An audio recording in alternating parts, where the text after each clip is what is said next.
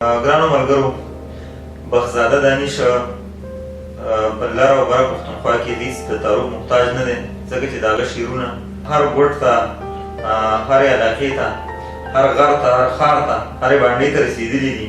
که ماشوم دی، که زلمی دی، که بوډا دی، که پیغله ده، که ځوان دی، ټول د هغه شعرونه، د هغه نظمونه، د هغه غزلې اوري او خوندونه ترې اخلي. زما هم استاد دی، یوازې د شاعري استاد مې نه دی، ایم اے انګلیش چې ما په شهید بېنظیر بټو پوهنتون کې کله کوم، په هغې کې زما استاد پاتې شوی دی.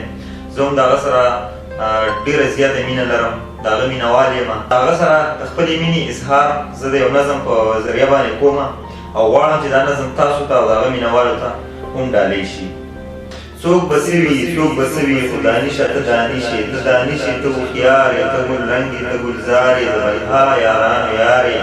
ستا یاران د کار سړي دي، خو ته هم سړی د کار یې.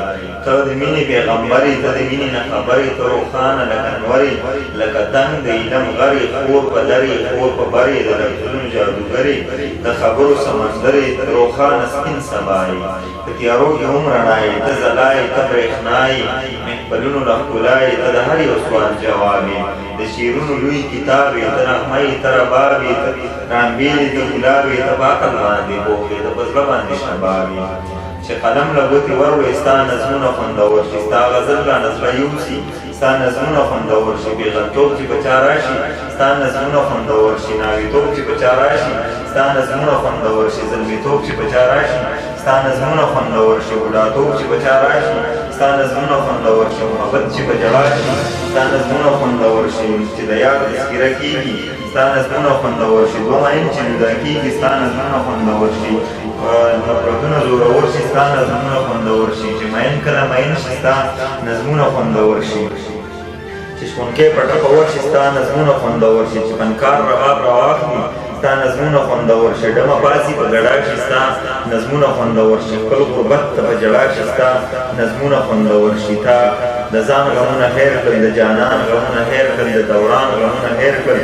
تا پردي دردونه خپل کړل، تا پردي غمونه خپل کړل. ګرانه دغه دې عظمت دی، ګرانه دغه دې عادت دی، ګرانه دغه دې صفت دی. دا چې روره شعر کېږي، دا چې خویندې جړېږي، ستا په دغې باندې وي. دا چې دا شعرونه دا چې روره شعر کېږي، دا چې خویندې جړېږي، ستا په دغې باندې وي.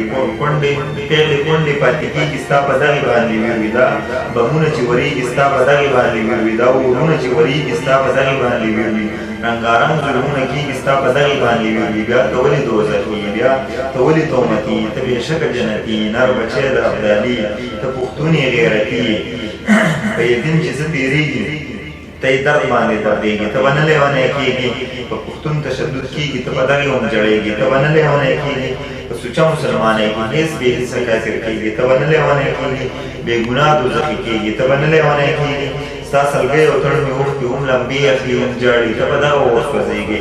ته به نه لیونی کېږي، پېښور په وینو سور دی، کابل ګرم دی، تنور دی.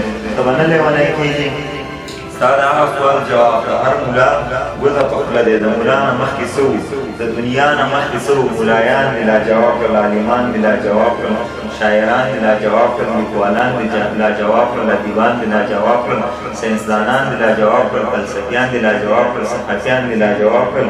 هېڅ جواب موندلی نه شي، ځکه ته رټلی کېږي. ته به نه لیونی کېږي. ستا قلم کې پوره زور دی، سمندر دی پکې شور دی. حسن تا باندې نازېږي، ستا یارۍ باندې نازېږي، ستا دوستۍ باندې نیازېږي. هغه ته چې یې استاد وي، شاګردۍ باندې نیازېږي. هغه ته چې یې استاد وي، اوس ډګرۍ باندې نیازېږي. ستا دپاره دعا غواړي، ستا ژوندون له خدایه غواړي. څوک به څه وي، څوک به څه وي، خو دانشه ته دانشه، خو دانشه ته دانشه.